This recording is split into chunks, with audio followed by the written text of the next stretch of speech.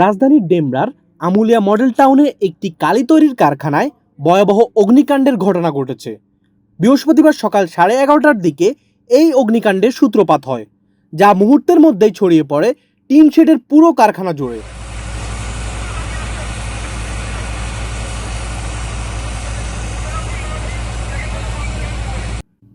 Fire service সূত্রে জানা যায়, সকাল 11:38 আগুন লাগার খবর পায় তারা।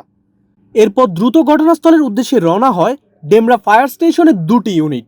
মাত্র কয়েক মিনিটের মধ্যেই সকাল 11:55 তারা ঘটনাস্থলে পৌঁছে আগুন নিয়ন্ত্রণের কাজ শুরু করে।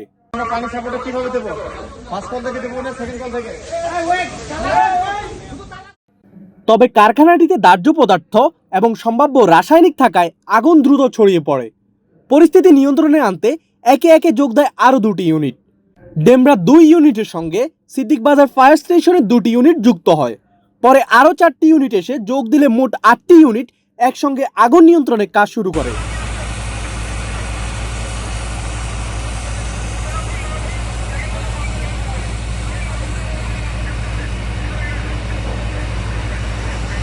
ঘটনাস্থলে ঘন কালো ধোঁয়া ছড়িয়ে পড়ে, আতঙ্ক ছড়িয়ে পড়ে আশপাশের এলাকা জুড়ে। স্থানীয়রা নিরাপদ দূরত্বে সরে যান, আর ফায়ার সার্ভিসের সদস্যরা জীবনের ঝুঁকি নিয়ে আগুন নিয়ন্ত্রণের কাজ চালিয়ে যান।